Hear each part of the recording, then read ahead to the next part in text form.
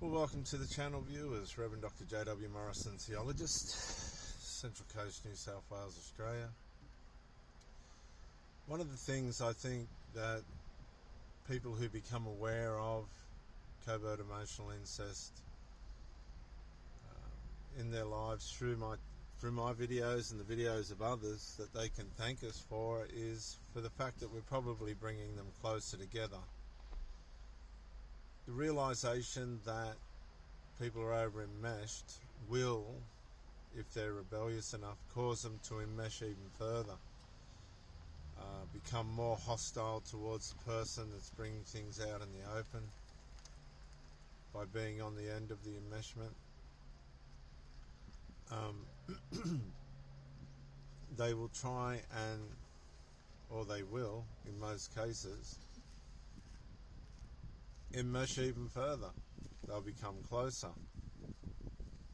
and if they become more guarded and more messed up, then that's on them. It's not on the people that are saying, look, this can be better for everyone. Covert emotional incest is very selfish. It's a very narcissistic thing because as Professor Sam Vaknin calls it, the separation, individuation between the parent and the child never really cut. It was never really severed, never really took place. And so, whilst I've seen mothers try and draw away from their children, but keep them in place in a way of try and keep them in place so that they feel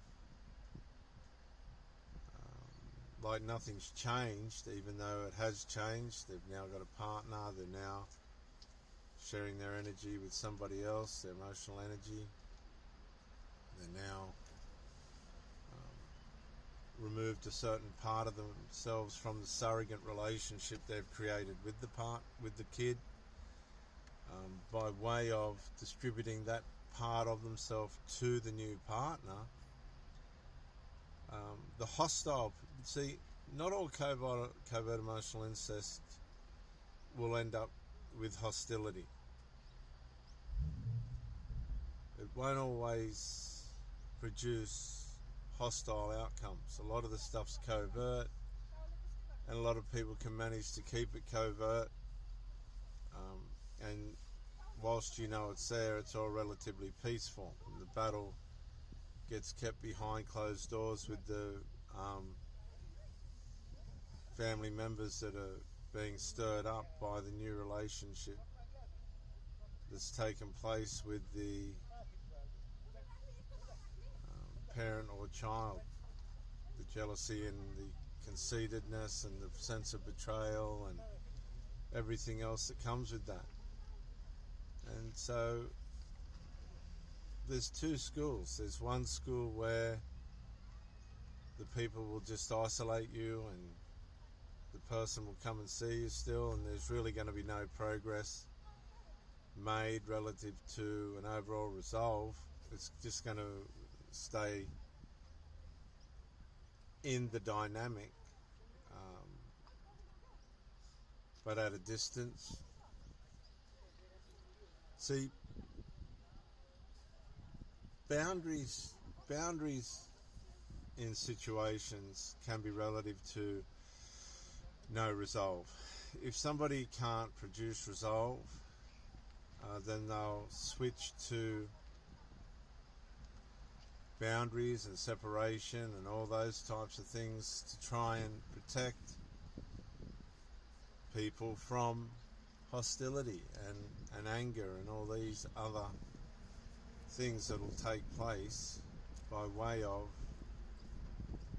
the upset being caused through the withdrawal symptoms of the person that's pining over the family member that has a new partner.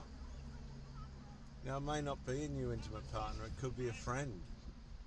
It could be friends come on the scene and they're spending time with a friend, or it could be, a friend needs more support. These children will still pine and long for that intimate part of the parent, and they'll manipulate and control to continue to have it.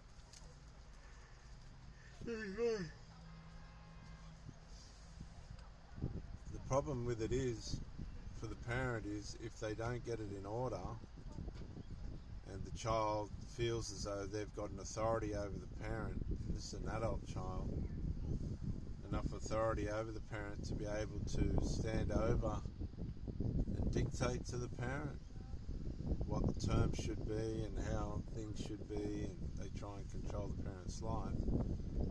They'll get away with this, they could get away with it for years, and then the parent will start to realise that it's actually an invasion into their life. Now I'm talking about the real spoiled, grandiosed adult children that have just, these can be only children, only child, golden child, this kind of thing. And the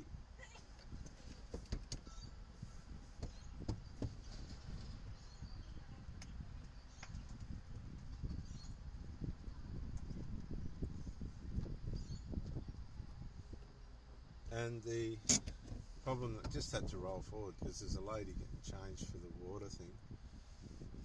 These fucking idiots, why don't they use the amenities? But anyway,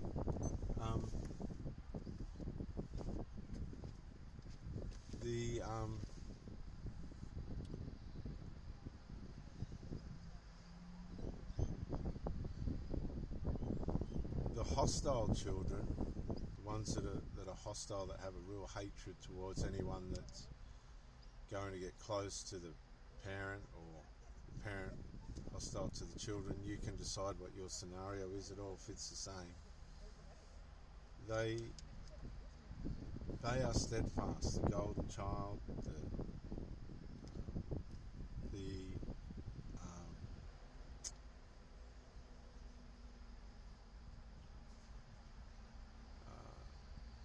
spoiled child, grandiosed child.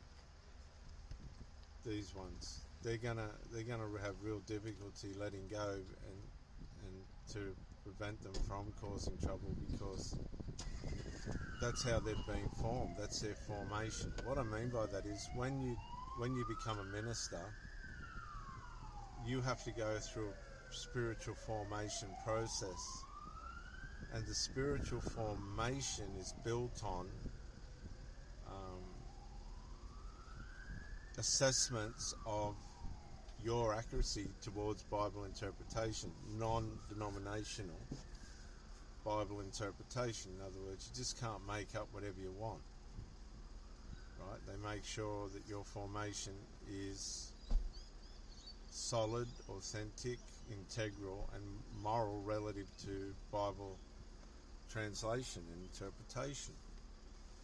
This doesn't always happen in domestic formations. People get formed dysfunctionally, and this dysfunction ripple effects into everything that these people do, into their jobs, into the way that they use money, in the way that they perceive people and money.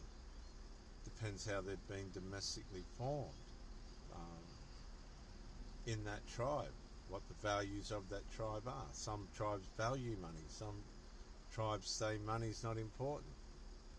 Families and tribes, there's all these things that are taking place, there's all these different values and different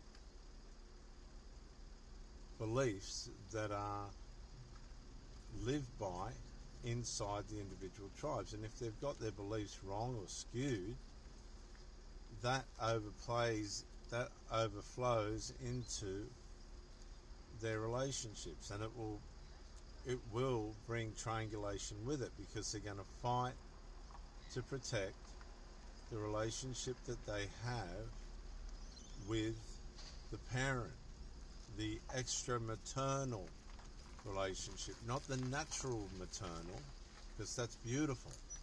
What parent wouldn't want to live to be close to their children and their family?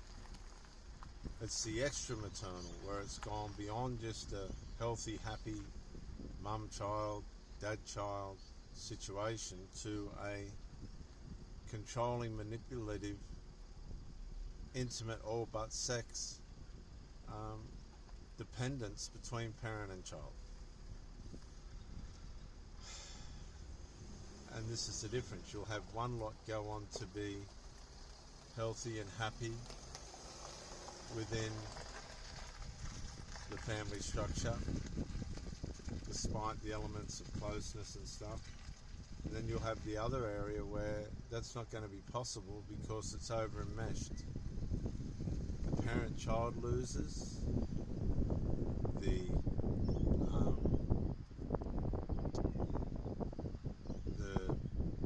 parent-child partner loses, and when the enmeshment, covert emotional incest, has gone overt, it's been exposed, and now you're saying to the person, look, this is all a little bit too close for me. You've got children saying you're taking their attention away from the parent, or the parent saying you're taking the child's attention away from them.